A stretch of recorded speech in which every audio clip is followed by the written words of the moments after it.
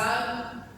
E aí eu quero começar esse momento de aula. Eu quis trazer bem em formato de aula mesmo, né, já que estamos numa escola bíblica dominical. Eu quero começar trazendo um rápido testemunho que despertou para esse cenário e que me fez pesquisar sobre o racismo, principalmente no Brasil. Como que funciona isso no Brasil e como que isso chega às nossas igrejas, como que isso atinge as nossas igrejas. Pois bem, eu sou pregador itinerante, já vai fazer 13 anos. 13 anos que eu visito igrejas no estado do Rio de Janeiro, em outros estados, Minas, São Paulo, já estive também na África e tudo mais. E aqui, em São Gonçalo, em Niterói, durante um curto período de tempo, eu comecei a receber muitos relatos de pessoas quando eu ia nas igrejas ministrar a palavra. Então eu ia lá ministrar a palavra, quando eu chegava em casa, pelas redes sociais, as pessoas começavam a me mandar mensagem. E algumas mensagens eu comecei a me tentar e achar curiosa. Até que um dia, isso foi em 2017, até que um dia eu recebi uma mensagem de uma menina, e a mensagem ela escreveu um texto gigantesco, e aí depois desses textos ela começou a mandar áudio, e aí no meio desse texto, desse áudio, ela estava me explicando o que estava acontecendo. E tinha sido um domingo, tinha sido um congresso de juventude, e eu tinha ministrado no encerramento do congresso de juventude da igreja lá dentro. E ela falou assim: Carmozina, você não sabe o que aconteceu. E eu preciso te contar para testemunhar a obra que Deus fez hoje. Eu estudo teologia, eu sempre preparo sermões, mas eu nunca tinha tido oportunidade na minha igreja, porque o meu pai é um dos presbíteros. E apesar de eu ministrar às vezes muito jovem, ele não me deixava ministrar na igreja, e ela me contou o motivo do porquê ele não deixava. Ele não deixava ministrar porque há um ano atrás eu decidi fazer uma transição capilar, sair do alisamento. E quando o meu cabelo cacheado começou a crescer, meu pai disse que eu parecia uma fascista. Então eu não podia mais pegar a palavra no altar. Irmão, eu estou falando de 2017, eu estou falando de uma igreja. E aí ela começou a me explicar essa situação que ela estava vivendo no cenário dela. Ela falou que tinha muitas discussões com o pai dela, que o cabelo podia ser um motivo para ela estar desviada, alguma coisa do tipo. E ela me contou, na época eu já tinha largado o alisamento, já usava o cabelo natural, e ela falou: meu pai ficou muito surpreso porque você ministrou a palavra, então você nem conhecia ele, você ouviu ele, e ele voltou para casa chorando, dizendo que sentiu a presença de Deus. Então agora ele acredita que alguém com cabelo crespo pode ser usado pelo Senhor. E essa menina me contou isso aos prantos. E ela falou: hoje o Senhor trabalhou uma libertação na minha casa. E o meu pai dizia assim para mim: isso não é racismo, porque sua mãe é negra e eu casei com ela. E ela falava: não, pai, isso é racismo sim. E aí ela falou que precisou acontecer esse movimento para que Deus falasse com o pai dela e ela pudesse ser inserida novamente no ministério. Por que eu estou contando esse testemunho antes de iniciar? Porque realmente, até para mim, que sou negra, sempre sofri racismo fora da igreja, enxergar isso dentro da igreja é muito difícil. É muito difícil. Porque a nossa tendência vai ser o quê? Vai ser negar. Então eu queria trazer um panorama de como funciona. Alguém que já ouviu a expressão racismo velado? Quem já ouviu isso? Hoje em dia na mídia a gente ouve muito sobre essas coisas, né? E eu quero falar um pouco sobre isso e explicar como que isso atua dentro da igreja. Ok? O tema que vocês propuseram foi racismo entre os cristãos. Isso não é de Deus. E aí eu quero falar especificamente sobre a ideia do racismo. Como que isso acontece aqui no Brasil. Hoje a gente vive debaixo de uma estrutura que a gente chama de racismo estrutural. Literalmente estrutural porque está nas bases da sociedade. E como que isso aconteceu? Por que chegou na base da sociedade? Se a gente não olhar para a história, e aí depois que essa menina me mandou essa mensagem, eu precisei olhar, eu falei: não, tem alguma coisa errada que eu estou ignorando. Uma pessoa me mandou uma mensagem dessa no domingo à noite, após o culto, eu esperava qualquer tipo de conteúdo, menos esse. Eu esperava qualquer tipo de problema, menos esse. Então eu entendi que tinha alguma coisa errada. E eu decidi estudar.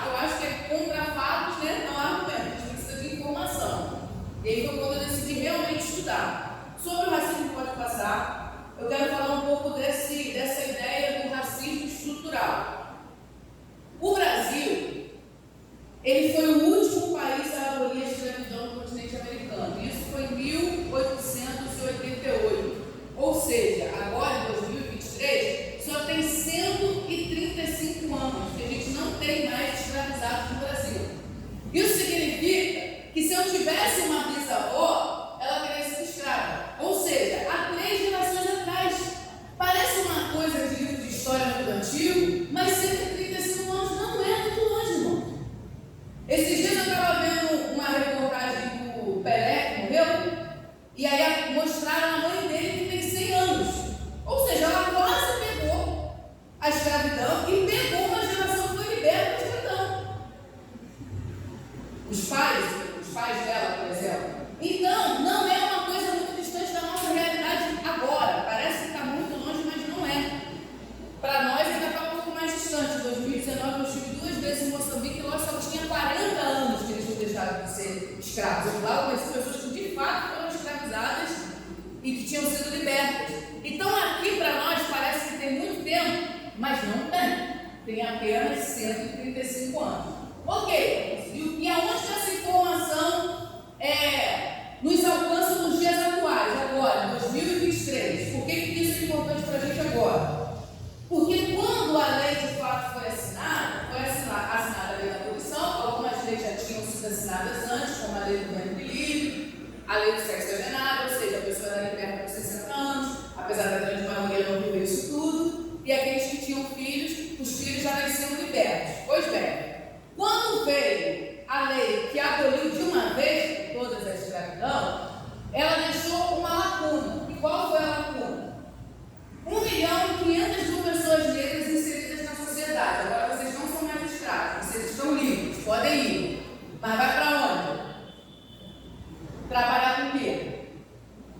Fazer o quê? Morar onde? Estudar onde? Agora eu não posso mais ficar na fazenda onde eu trabalhava com a cana porque eu não sou mais escravo. Mas eu também não tenho mais para onde ir. E aí fica essa lacuna, que a gente chama de abismo social. Entra essa lacuna, e essa lacuna proporciona algo chamado herança histórica. Estou traçando um panorama para vocês para explicar como que a gente chega nos dias atuais de hoje, ok? Estão me acompanhando? Tudo bem? Essas pessoas, elas recebem essa libertação, só que elas não têm para onde ir. Elas não têm como voltar para a África. Elas não têm como adquirir bens, porque enquanto escravas não recebiam nenhum tipo de financeiro para promover alguma coisa ali ou alguma coisa. E aí surgem as favelas surgem daí. Essas pessoas, elas não têm para onde ir, elas começam a ir para a parte mais distante da cidade, porque os centros ali não as recebiam, onde havia fazendas também não podiam mais ocupar terra, e eles começam a ocupar as periferias. Daí surge o sistema periférico, que a gente vê atuando aí até hoje, essas grandes favelas aqui no Rio, Niterói, São Gonçalo, em qualquer lugar. Então essas pessoas, elas vão para esses lugares, começam a formar as suas habitações ali subhumanas, de maneira precária, porque não tinham renda. E elas precisavam de renda. Por quê? Porque vamos viver de quê agora? Então aqueles senhores que já não têm mais o escravo precisam de um empregado. Como você necessita de um trabalho? Eu necessito de um empregado, qualquer oferta que eles fizer, você aceita. E aí começam os empregos de baixa remuneração. Olha como é que a bola de neve só vai crescendo, né? Como é que o sistema só vai piorando. E aí essas pessoas começam a trabalhar de qualquer maneira, a receber de qualquer maneira, não ter acesso à saúde, não ter acesso à escola. Aqui no Brasil, até que a segregação ela não demorou tanto para acabar. Pouco tempo depois, já pode andar nos mesmos ônibus, estudar nas mesmas escolas, porque nos Estados Unidos era tão diferente, né? 10 igrejas brancas, igrejas negras. Aqui no Brasil não demorou tanto. Mas, até eles começarem, por exemplo, a entrar nas universidades, isso demorou tempo, porque isso requer o quê? Recurso. E não tinha recurso porque não tinha bom emprego. E se não tem bom emprego, você não consegue pagar pela educação. Se você não se arruma na lei da educação, você não consegue bom emprego. Então vira o quê? Um ciclo sem fim. Eu não estudo, não consigo dar estudo para os meus filhos, então os meus filhos, e assim, vai ficando sempre na base da sociedade. Tanto que para os irmãos terem uma ideia falando isso na prática,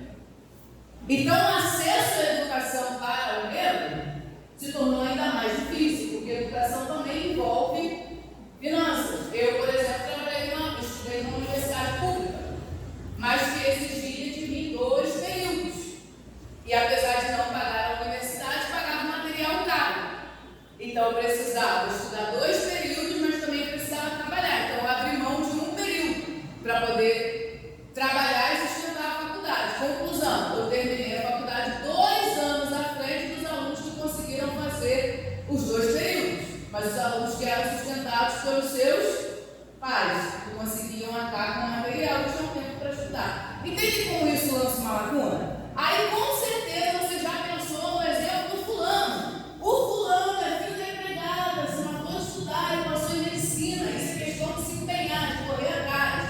De fato, a gente vai ter 1, 2, 3, 4 exemplos desse tipo de pessoa que consegue alcançar. Mas entendem que o esforço é muito maior? Aí também tem a outra ponta. Mas existem pessoas brancas que, economicamente falando, também não têm condições. Sim, existe. A gente tem um problema social e racial.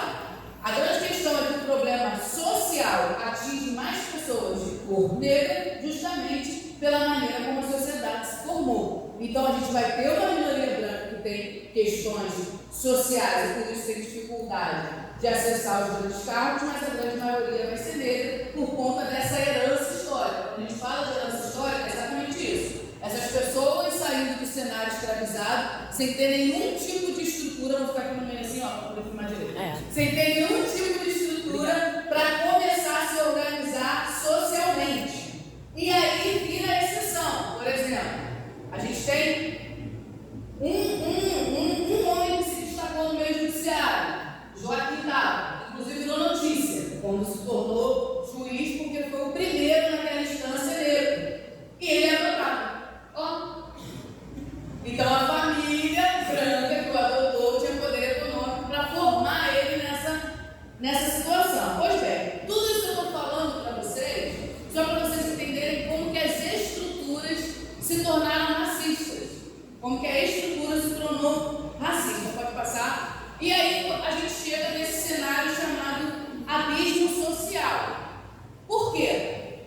Porque na maneira como essa sociedade se formou, colocando essas 1.500.000 pessoas negras para fora dessas fazendas, desses locais de escravização, e sem essas pessoas terem como se organizar financeiramente para começar uma vida, surge a marginalização. Sem ter onde trabalhar, sem ter onde estudar, sem ter o que comer, a maioria dos crimes começam a ser cometidos por pessoas negras. E aí, por exemplo, Carlos, você está dizendo que todo mundo que assalta, por exemplo, que é negro, foi porque foi injustiçado na herança negra? Não, claro que não estou dizendo isso. Eu estou dizendo que a formação disso começou daí.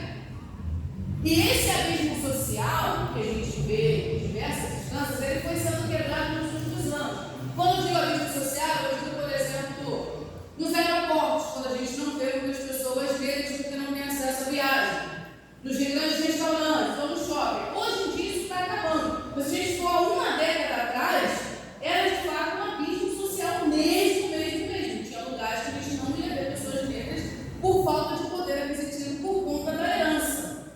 E o que isso vai causando? Isso causa um outro problema, que são as práticas. Pode passar.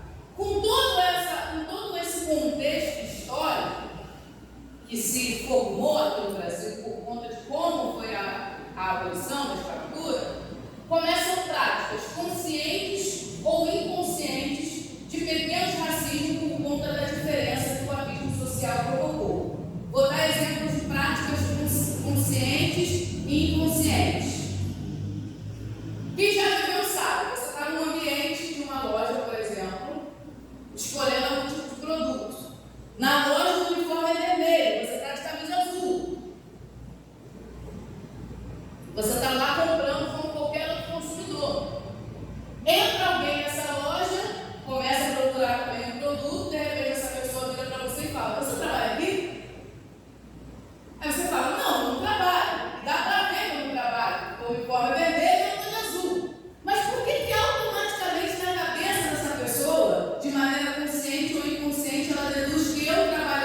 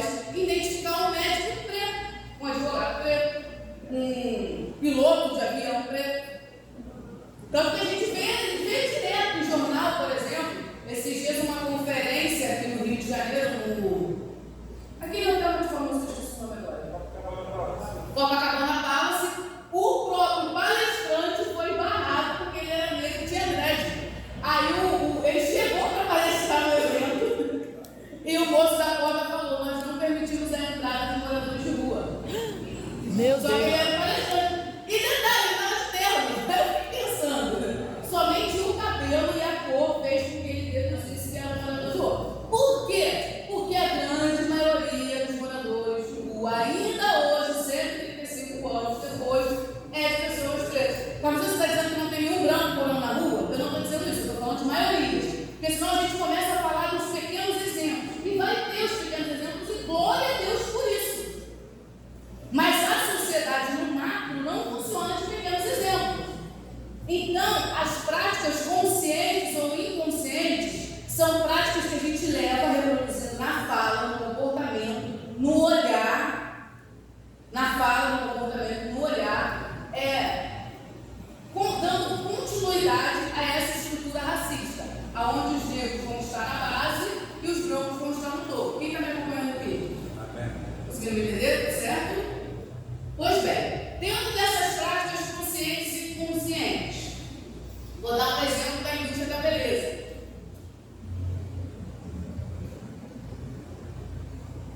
A indústria da beleza começou a olhar para o perfil negro, por exemplo, de mais ou menos,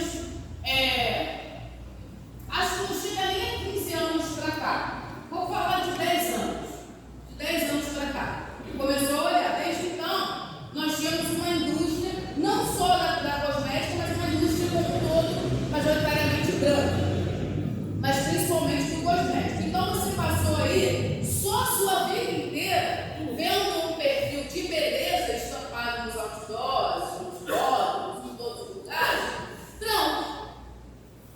Então é natural, quer dizer, não deveria ser, mas se naturalizou a ideia de que a beleza está no cabelo liso, no cabelo comprido, no cabelo que não é de perfil negro. E aí eu lembro que no meu casamento, uma pessoa perguntou assim para mim: não, uma pessoa falou assim para mim, você está uma noiva linda, mas você deveria ter penteado o cabelo. Como assim? Esse tipo de coisa que a gente acaba ouvindo. Por quê? Porque está enraizado no subconsciente ou no consciente da pessoa de que perfil estético, por exemplo, que lhe agrada é um perfil estético branco, porque não é interessante para as indústrias até então investir no perfil preto, apesar de nós sermos maioria no Brasil. Ou seja, iríamos consumir mais. Mas até então também não tínhamos poder aquisitivo para consumir, então não fazia sentido investir na gente. E é isso que vai sendo configurado. Tanto que, sei lá, há 15 anos atrás não se encontrava, por exemplo, uma boneca negra. Então a menina negra crescia brincando de filha com uma filha branca, que não tinha a ver com ela. Ou se identificava com um desenho, por exemplo, Barbie ou qualquer outra princesa da Disney, que também não se identificava com ela. Aí alguns vão falar, mas está fazendo isso tudo é coisa boba, isso não tem a ver.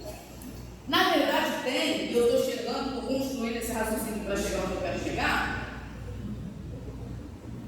justamente pela fala do pai da menina, presbítero.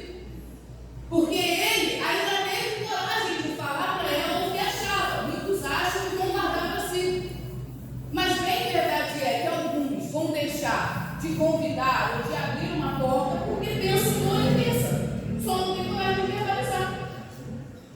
E por que ele pensa igual ele pensa? Porque a vida inteira lhe foi imposto um padrão de beleza diferente daquele. Por quê? Porque não havia pessoas empresários ou empresárias. Hoje a gente compra empresários e empresários que são negros, entendem a necessidade do negro e desenvolvem produtos para o negro. Então vai ter representatividade. E aí o padrão de beleza agora já começa a mudar. Mas ainda muda com uma questão de difícil. Por exemplo, hoje a pessoa fala, não acho seu cabelo tão exótico. Se uma beleza exótica, eu juro que eu fico pensando, o que seria exótico? Sou verde, por exemplo. Exótico seria verde. Mas é por quê? Porque é diferente. Eu acho diferente. Então são coisas que vão acontecendo e que vão sendo introduzidas na nossa sociedade com práticas conscientes ou inconscientes. Esses dias eu fui num restaurante no Rio, chamado Bambu. E aí lá tem uma área kids. Eu estava com meu filho, eu entrei na área kids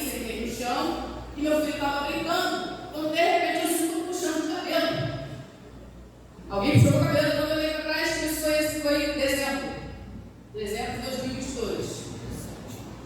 E aí, quando eu olhei para trás, uma menina de aproximadamente 5 anos puxou o meu cabelo, estava puxando o meu cabelo. E eu falei para ela: menina, por que você puxou o meu cabelo? E ela falou: é feio, eu quero arrancar. Eu falei: você não pode arrancar o cabelo de uma pessoa. E ela falou: mas eu não gostei, eu quero arrancar. Aí eu falei: senta aqui, você não pode arrancar o cabelo de uma pessoa. Só que eu estava com mais 2 casais, e os casais eram brancos, eles estavam do lado de fora da parte da biblioteca, né? E aí a mãe da menina estava vendo o que ela estava fazendo, estava rindo.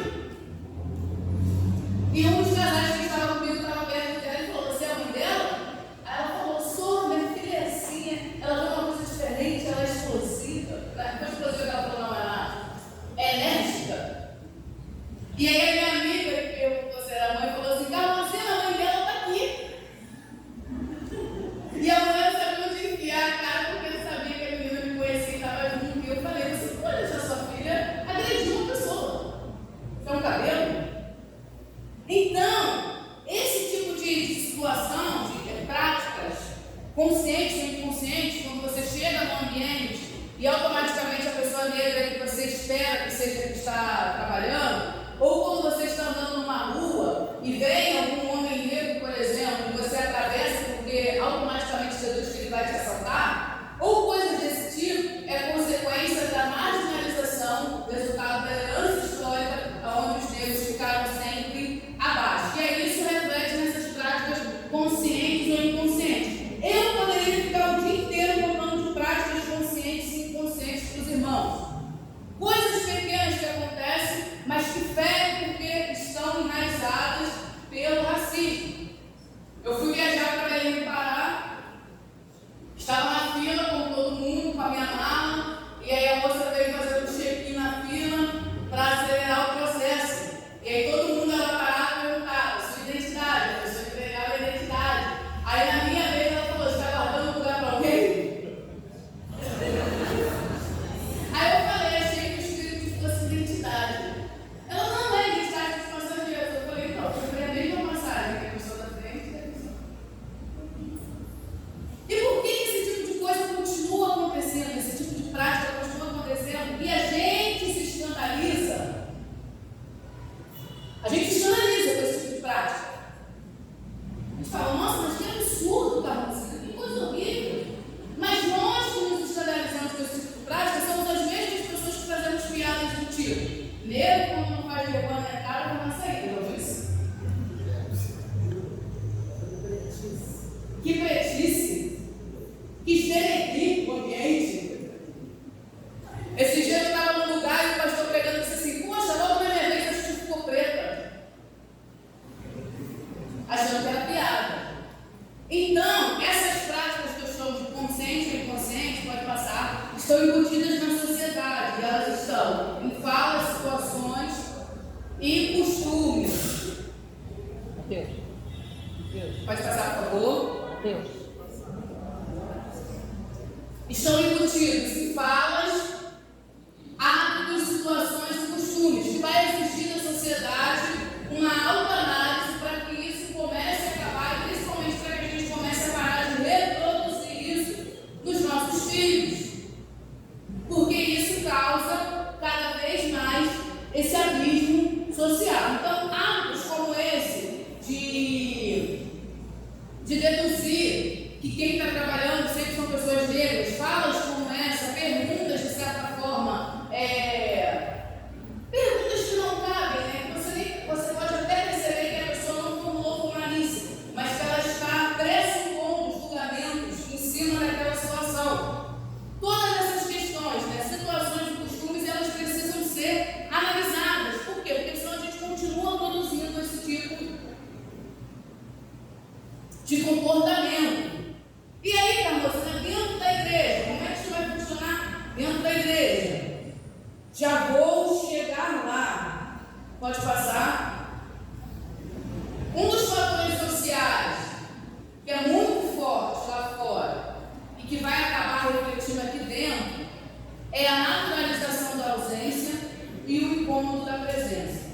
Como funciona isso, Camisinha? A gente já naturalizou muitas vezes a ausência do negro, de uma pessoa negra em determinados ambientes, e em alguns lugares, por estar presente, a gente se incomoda com a presença. E aí, eu só fui ter noção da naturalização da ausência de pessoas negras em ambientes e o incômodo com a presença quando eu fui para a África. Quando eu fui para a África, irmãos, foi muito legal. Eu fui fazer missão. A missão foi difícil, mas foi muito legal nesse quesito. Eu fui com uma equipe de 19 pessoas. E na minha equipe tinha uma médica e 2 enfermeiras. E a gente leva muito remédio mesmo. Só que na hora de entrar lá, na alfândega, infelizmente, eles são muito corruptos. Então, quando eles veem que a gente tem alguma coisa de valor, eles tentam de alguma forma confiscar que a gente vendem depois.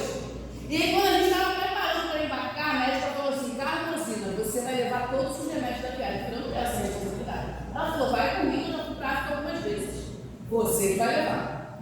Eu falei: então tá bom. Me deram as 4 malas de medicamento. Eu passei com as 4. Eu falei: Jesus, que responsabilidade. Então eu vou falar, não sei. Meu inglês, ó, tudo bem que lá no português de Portugal você consegue desenvolver, né?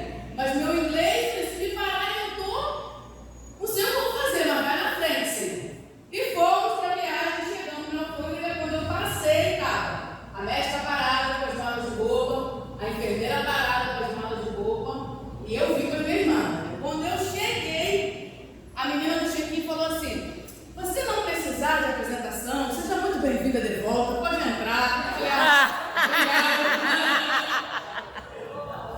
passei com as minhas malas todas e entendi o que tinha aqui comigo. E aí a doutora falou: entendeu, Carlos? Eu falei: entendi. E entrei, e essa foi a primeira sensação de pertencimento. Mas eu e meu marido, a gente conversava muito sobre isso. Meu marido também foi, meu marido é um homem preto. E lá, não é um país preto. Então você entra no mercado, você vê pessoas pretas, você entra nos comércios, não tem muitos, né? Porque a parte urbanizada agora é tão grande, mas o que tem, mesmo sendo de maioria até muçulmana, você vê negro em tudo. Porque é comum. E no Brasil, apesar de ser 52% da sociedade, você não vê. Então, essa naturalização da ausência é um exemplo, vou dar um exemplo para os irmãos entenderem. Na igreja, por exemplo, uma conferência teológica. Como que num país de 52% negro, você faz, por exemplo, uma conferência teológica, lança lá o panfleto, tem 8 preletores, ninguém vai preto. Ninguém teólogo preto no Brasil? E você abre o perfil de uma editora cristã, por exemplo, e você vai ver a banca de autores e escritores, e tem lá 20 escritores, e nenhum é preto. Ninguém no Brasil preto escreveu um livro. Eu fui numa conferência chamada Herdeira, quem já ouviu falar? 3 anos seguidos. É no Rio Sul, no Rio Centro.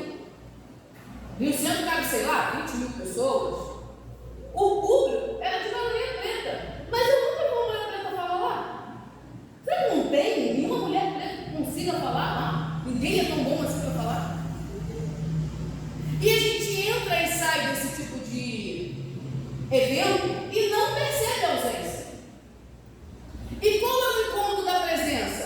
Quando tem um preto, a gente destaca essa pessoa porque é preta. Eu já ouvi inúmeras vezes: nossa, você é uma preta linda. Nossa, você é uma preta inteligente. Quem não viu esse comentário? Quem já fez, você levanta a mão. Por quê? Porque você destaca a cor da pessoa, porque você está percebendo que ela é uma exceção dentro desse quadro. Então, esse tipo de naturalização da ausência e incômodo da presença é justamente resultado dessa herança. Então, de fato, se você chegar no consultório, sua doutora colega, vai te incomodar um pouco. A primeira coisa talvez que você vai pensar é: ué, será que é ela?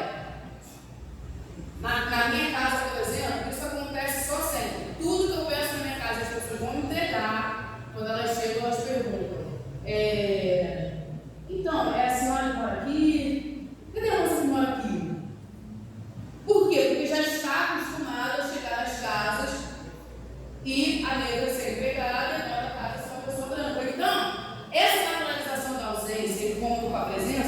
chegou também nas igrejas. E por que falar disso aqui? Aí você vai falar, Carolzinha, ok, entendi isso, só que isso é pauta de minoria.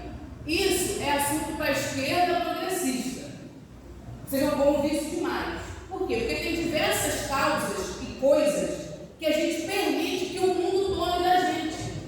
A igreja está se permitindo ser roubada, irmãos. E aí agora eu preciso abrir um parêntese, por exemplo, do arco-íris. O que é arco-íris do crente? Aliança. Aliança, está tomando raiva do arco-íris, porque fomos roubados e deixamos. É verdade. O salmista adorava com tambores. Se botar um tambor aqui dentro para tocar, os irmãos vão começar a repreender. Está repreendendo a Bíblia. A gente está sendo roubado, nossos instrumentos estão sendo roubados, nossos símbolos estão sendo roubados, e a gente está deixando. Quem está dizendo? É verdade. E as nossas discussões estão sendo roubadas. Porque não vão deixar falar, por exemplo, de racismo na igreja, porque vão dizer que é uma pauta de esquerda, uma pauta de minoria, que é. Tem um outro termo agora que eu estou falando. Que é mimimi, que é motivo para briga. Então, cada vez mais nós estamos sendo expurgados desses assuntos ali na igreja. Mas por que falar disso na igreja? Pode passar. Nós temos que falar disso na igreja porque racismo é pecado. Então, hoje, eu não sou uma pessoa militante. Eu não milito causa nenhuma. Nem evangélico precisa ser militante. Evangélico precisa ser certo. Mas quando me chamam para falar sobre isso, eu decidi estudar e aprender a causa e entender por quê. Porque a gente precisa debater esse tipo de coisa. Senão vai ser mais uma coisa, mais um assunto, mais uma questão que o mundo vai pegar para si e nós vamos deixar ir embora. E por que a igreja tem que se preocupar com isso? Porque o racismo é pecado. O racismo não é um problema só social ou só econômico. É um problema que fere o caráter de Deus. Por quê? Pode passar. Porque ele fere os dois principais mandamentos. Mestre, qual é o maior mandamento da lei? Perguntaram a Jesus e ele respondeu: amar o Senhor seu Deus de todo o seu coração, de toda a sua alma, de todo o seu entendimento. Este é o primeiro e maior mandamento. E o segundo? O segundo é semelhante a ele: ame o seu próximo como a si mesmo. Destes dois mandamentos dependem toda a lei e os profetas. O que Jesus respondeu quando perguntaram qual era o maior mandamento? Ele disse que é o amor. O amor primeiro a Deus e o amor, na verdade, não são dois mandamentos, apesar de todo mundo falar que está resumido dois mandamentos, mas acaba sendo três. Quais são os três mandamentos? Amar a Deus, amar o próximo, me amar. Por quê? Se eu tenho que amar o próximo como eu amo a mim mesmo, eu tenho que me amar. Eu tenho que ser bem resolvido comigo, para que eu possa ser bem resolvido com o próximo, para que eu possa adorar a Deus. Se o homem é feito conforme a imagem e semelhança de Deus, se a humanidade como um todo é feita conforme a imagem e semelhança de Deus, e eu digo que amo a Deus e não amo o homem que é feito conforme a sua imagem e semelhança, e que por coincidência também amo o próximo, eu estou descumprindo esses dois mandamentos. Aí você pode dizer assim: ok, Carolzinha, mas eu não odeio ele. Eu não tenho escravo em casa. Eu jamais rejeitei uma pessoa. Mas quando você a coloca numa situação de inferioridade automática, é uma forma de rejeição. Quando você entendeu o que eu falei aqui. Então, por que o racismo se torna um problema para a igreja? Porque ele se torna um pecado. E por que ele se torna um pecado? Porque quando eu tenho enraizado dentro de mim a tendência de inferiorizar o semelhante a mim, eu não estou declarando por ele o amor que a Bíblia me manda declarar. Quando se entendeu? Então, quando começaram a me empurrar para esta causa, eu não queria ir, porque eu também tinha a mentalidade de que era uma situação social, fora da igreja, que a igreja não deveria falar, que ia aparecer militância, que ia aparecer coisas de... enfim. Só que, por fim, eu entendi que não é só por política, não é só pela sociedade, não é só por situações econômicas, mas é porque isso é pecado, e isso está destruindo a autoestima de milhares de irmãos negros e está escravizando milhares de irmãos brancos dentro do racismo. Então a igreja precisa tratar disso para que as pessoas possam olhar para si e entender até que ponto essa raiz social também está dentro dela. E aí não é uma análise que ninguém vai fazer, é você próprio, pode passar.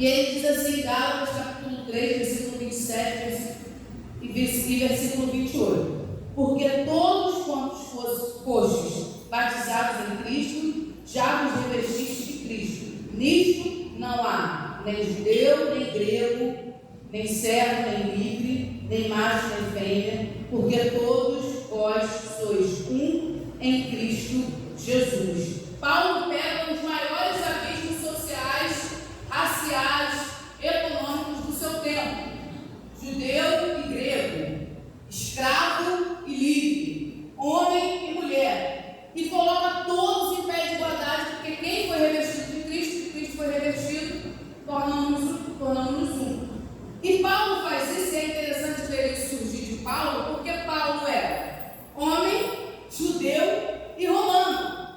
Então, na esfera social do tempo dele, ele estava do melhor lado, por assim dizer, do lado mais beneficiado. Tanto que quando ele é preso por Silas, eles apanham, ele é preso, milagrosamente o Senhor providencia um terremoto para que ele saísse da cadeia, né? Naquele episódio ele batiza o carcereiro, batiza a família, eles aceitam Jesus, é uma bênção. Paulo volta para a cadeia e mesmo livre fica preso.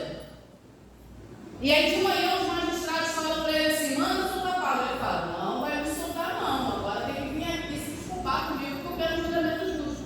Porque além de eu ser homem, de eu ser judeu, eu também sou o quê? Romano.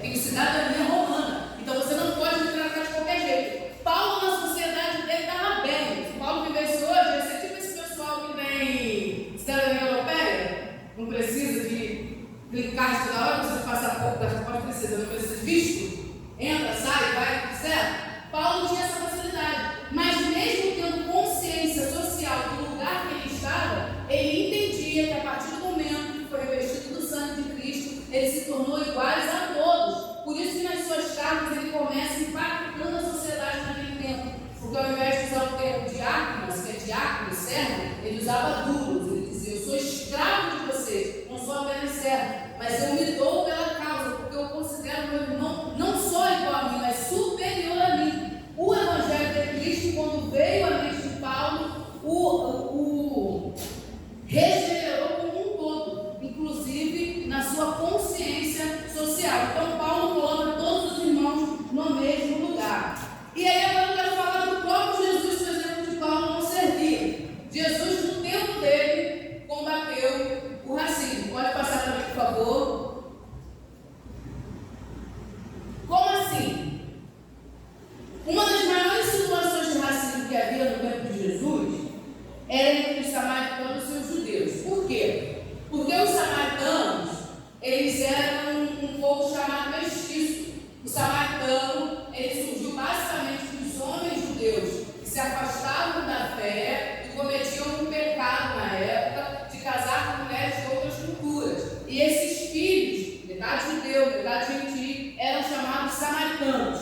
E esse povo era impedido de entrar no templo, por exemplo, e não congregavam em Jerusalém. Eles eram deixados de lado.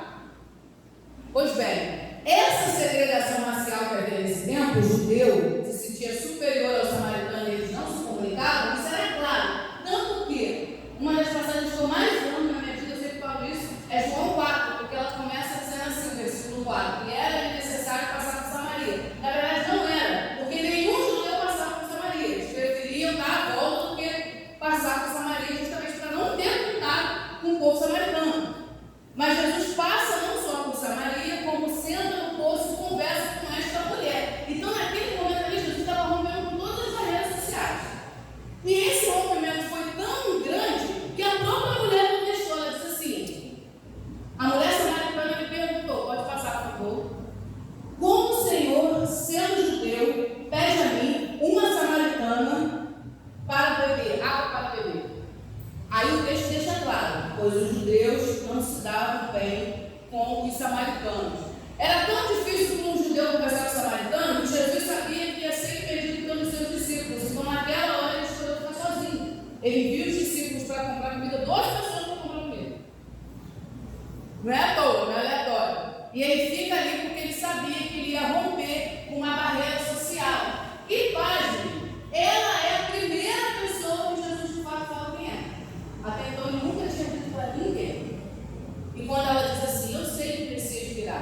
fala, eu sou eu que estou falando com você. Então, a primeira pessoa que Jesus decide revelar a sua verdadeira identidade como Messias, aquele que vinha regenerar todo mundo, é para uma mulher, para uma samaritana, mostrando que no tempo dele, ele rompeu com toda e qualquer barreira racial, social ou de gênero. Então, para Jesus, o racismo não deve ser promovido. Por isso que é um assunto que a gente deve tratar na igreja. Pode passar? Pensando na ótica do Evangelho, né? Filipenses 2, versículo 3 e 4, o apóstolo Paulo diz assim: nada façais por contenda ou por glória, mas por humildade, caso cada um considere os outros superior a si mesmo. Não atente cada um para o que é propriamente seu, mas cada qual também para o que é dos outros. Esse texto de Paulo é difícil, porque ele está dizendo que não só você deve considerar o outro superior a você, mas que você deve atentar para a causa dele. Não adianta você só olhar para as suas próprias causas. O que o apóstolo Paulo está dizendo? Que nós, como irmãos, precisamos nos preocupar um com a causa do outro. Então, talvez seja uma situação que não te incomoda porque você não pensa assim, apesar de estar numa sociedade que tem isso enraizado. Talvez não te abale porque você não é uma pessoa preta, por exemplo. Se você for uma pessoa preta, a não ser que você cresceu com muita sabedoria e ignorância, você vai ver que isso de alguma forma te atinge. Uma forma ou outra vai atingir, seja de maneira sutil ou de maneira mais agressiva, mas sempre atinge. Por exemplo, quando você entra num ambiente e começa a ser perseguido, ou quando você entra num ambiente e ninguém te atende, coisas desse tipo. Ou quando você está muito tempo num trabalho, se dedicando ao máximo, nunca recebe uma oportunidade. Ou quando você está na igreja, percebe que exerce muito bem o seu ministério, mas também não recebe uma oportunidade.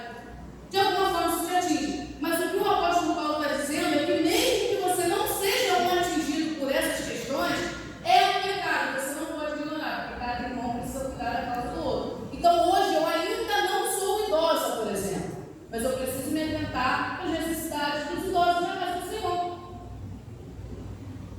É uma questão. Por exemplo, lá na minha igreja a gente tem uma rampa lateral e alguns irmãos não conseguem subir a escada. E por um período a rampa ficou fechada. Eu quero deixar a rampa fechada. Ah, mas ninguém está usando. Mas se um dia eu precisar usar, tem senhoras que não vão subir a escada.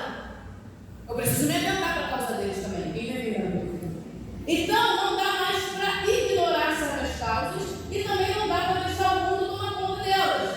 Porque senão elas continuam sendo praticadas como pecado. E tem coisas que é muito fácil para a gente identificar como pecado e automaticamente cessar.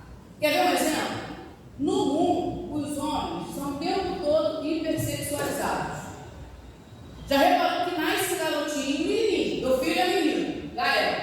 Aí o Gael tem as coleguinhas meninas, que nasceram na mesma época, são todas da mesma idade, todo mundo tem 1 ano e meio. Aí um dia, nós estávamos em determinado lugar e alguém brincou assim: prende o esqueci até o ditado que eu não falo. Mas era uma coisa do tipo. Suas cabritas. Alguma coisa da cabrita que o bode passou. Prende a mesma. Que eu não me lembro agora. E na mesma hora eu falei: meu filho nem é bode, nem as crianças são cabrita. Entende como são tendências que vão sendo implantadas? E a gente vai deixando porque é pecado. Eu não quero que meu filho cresça, ele não possa ter amizade com o menino porque ele é homem. Que loucura é essa? Mas são coisas que a gente vai reproduzindo desde pequeno. São pecados que já se tornaram comuns na sociedade. Se a gente for deixando, isso vai crescendo. E as práticas raciais também caminham no mesmo lugar. É pecado quando a gente inferioriza alguém, quando a gente diminui alguém, quando a gente não considera o outro, quando a gente não dá credibilidade ao outro. Isso é pecado. Então, o apóstolo Paulo propõe isso no Evangelho, na igreja. Pode passar. Na igreja, a gente fica com a consideração do apóstolo Paulo, porque todos, quando foram batizados em Cristo, né, estão revestidos de Cristo. Nisto não há nem judeu, nem grego, nem servo, nem livre, não há macho nem fêmea, porque todos vós sois um em Cristo Jesus. Que é Gálatas 3, 4. Então, falando do corpo, não há essa diferença.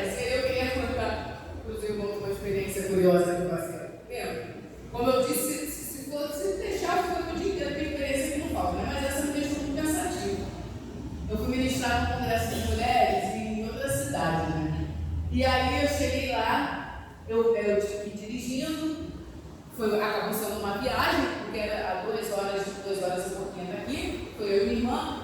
E aí nós chegamos lá, era um congresso bem grande, tinha cerca de 500 mulheres. E eu tinha que ministrar 11 da manhã e 7 da noite.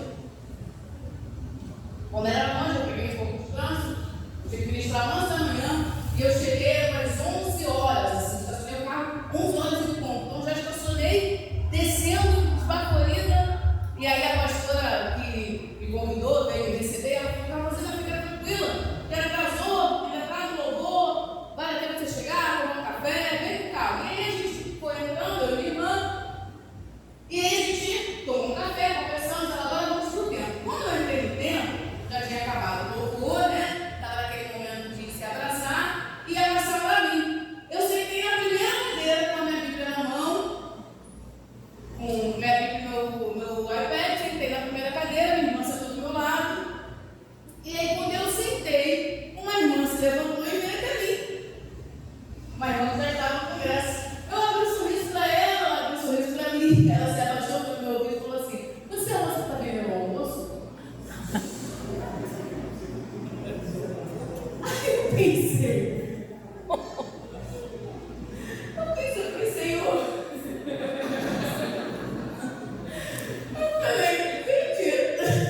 sei responder, porque eu 5 segundos na minha cabeça pensou muito.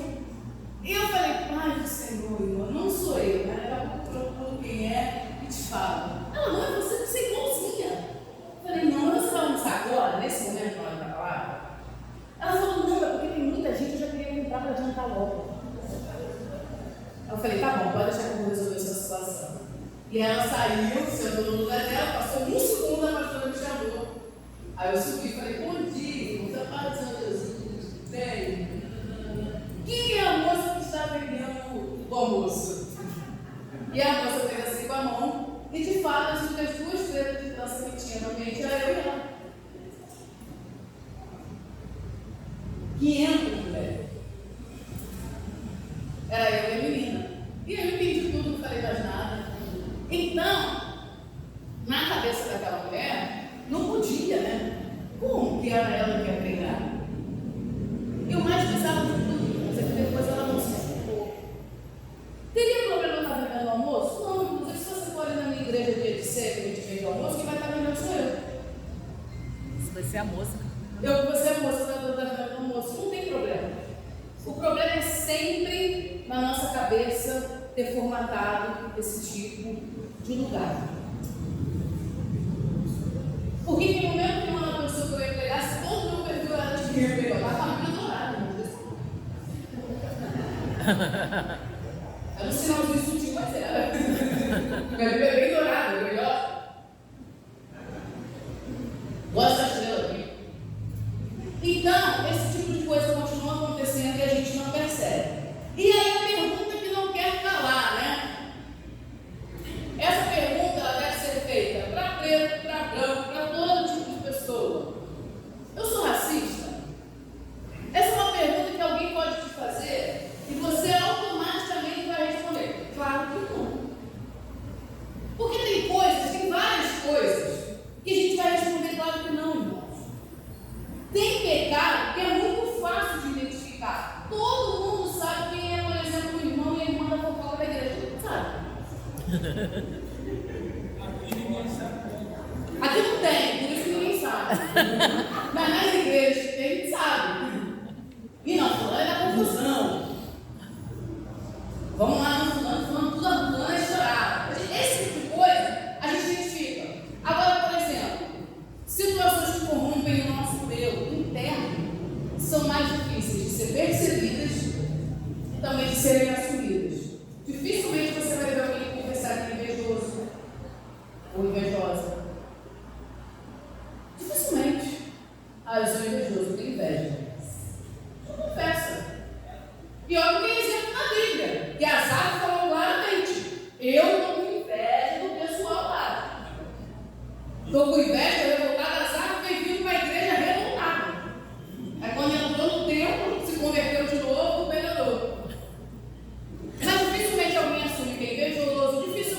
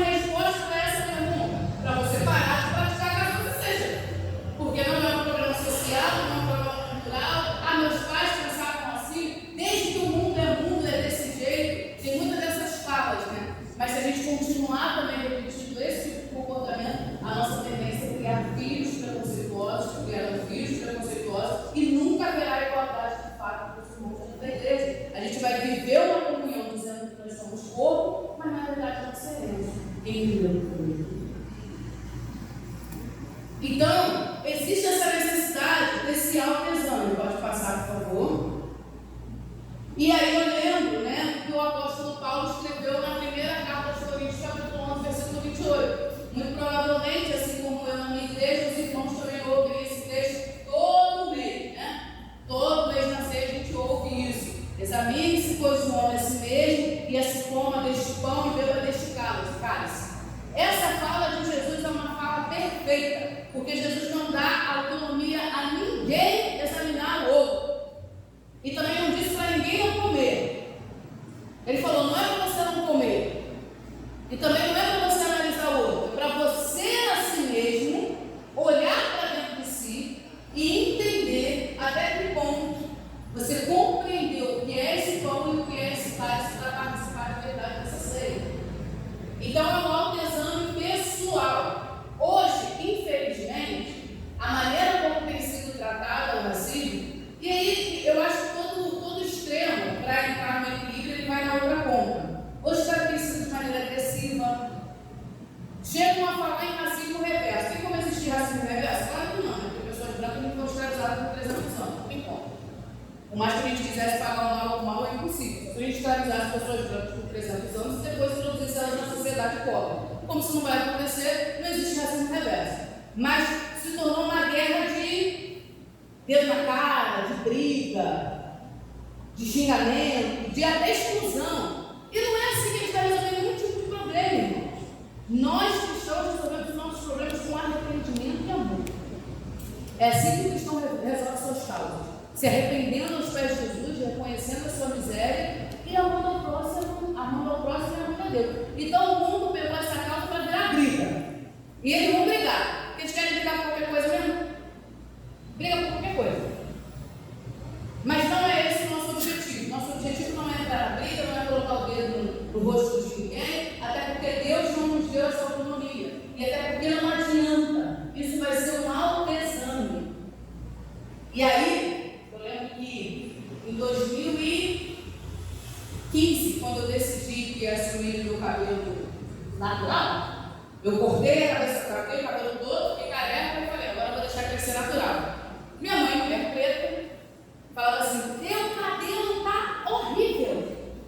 E aí ela foi para dentro lá de casa, juntou umas caixas lá, tudo, e ressuscitou um pente quente.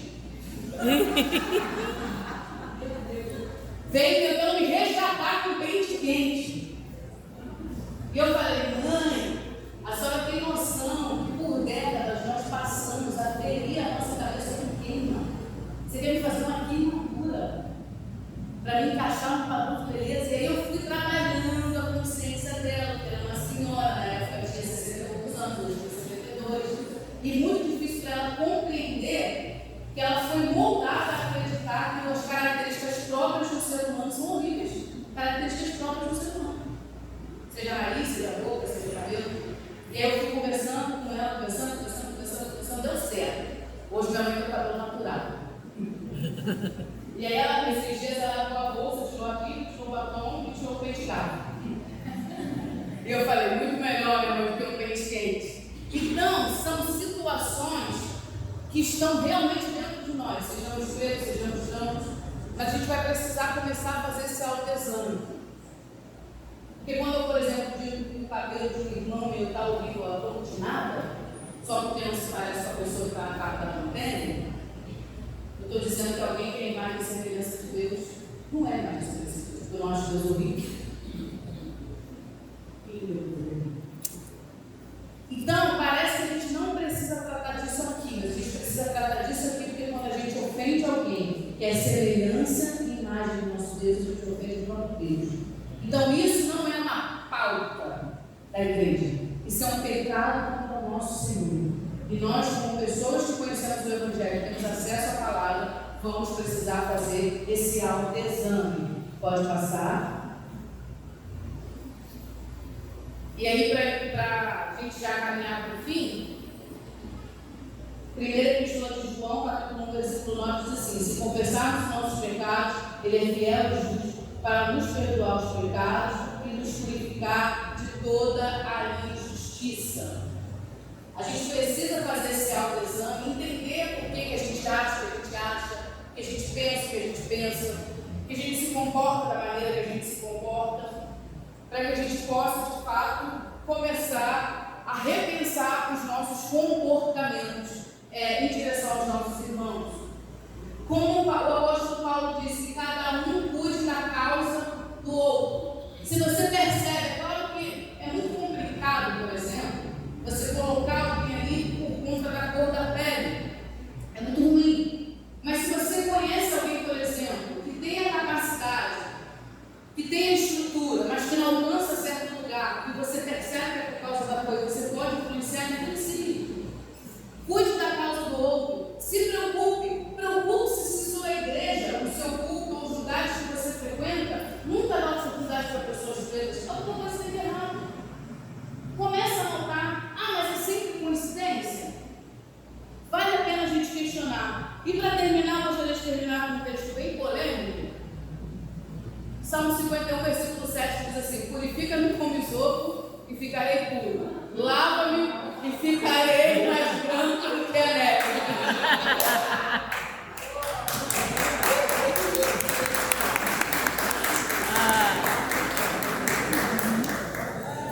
Irmãos, é óbvio que a Bíblia não faz apologia ao racismo, né? Em hipótese nenhuma, até porque Jesus não era um homem branco. Jesus era um homem que eles chamam de vermelho. Era um homem vermelho, não era nem um homem negro, nem um homem branco, mas não era um homem vermelho. Como eu disse, ele na época dele, ele lutou contra o racismo que havia naquela situação, que era racismo como, por exemplo, contra os samaritanos. E se hoje Jesus estivesse aqui, ele se relacionaria com todo tipo de pessoa, porque ele veio para resgatar pessoas, gente. E apesar de não ter colocado aqui, eu gosto muito da fala, da escrita de João em Apocalipse, né, que ele diz que vai reunir gente de toda a língua, todos os povos, tribos e nações. Então, tudo isso que foi falado é para que os irmãos compreendam que nós estamos dentro de uma sociedade que a raiz é essa, a herança é essa, o olhar é esse. Mas essa raiz da sociedade está em você, porque assim como a sociedade tem diversas práticas pecaminosas, essa é mais uma. E se está em mim, se está em você, chegou a hora da gente rever, da gente considerar, não como militante que quer confusão, que quer briga, nada disso, mas como pessoas que entendem que pessoas são a imagem e semelhança do Deus vivo, seja ela como for, com qual característica for. Amém, meus irmãos? Amém. Sentadinho do mesmo jeito que você está para fazer uma oração, você fecha seus olhos, fica a sua cabeça, posso orar? Pai, nós te agradecemos por essa manhã. Louvamos o teu nome, Deus, porque você é filho. Tu és fiel, Jesus. Tu és fiel, Senhor. Obrigado pela tua palavra. Deixaste para nós esse livro que a gente pode meditar.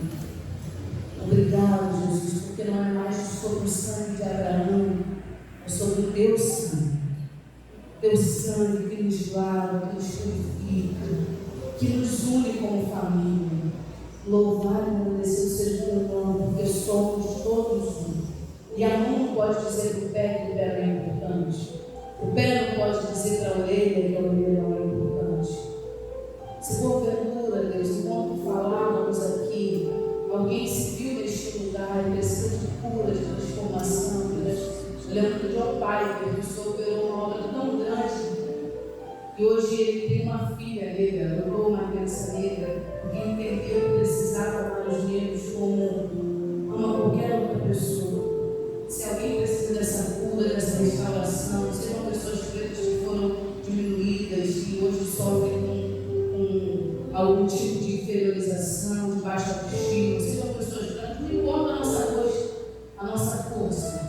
Mas se precisamos de cura, se precisamos de transformação, se precisamos de libertação, faça isso. Porque o teu Evangelho, ele regenera o homem por dentro e por fora. Ele regenera tudo que nós somos, tudo que nós temos.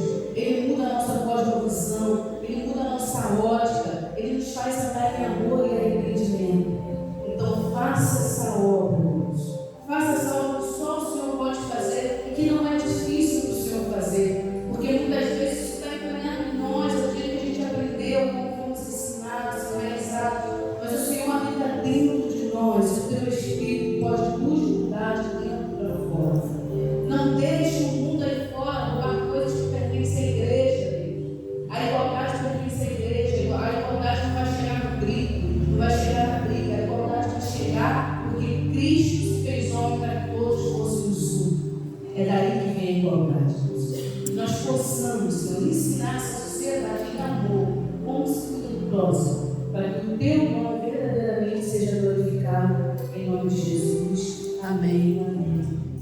Irmãos,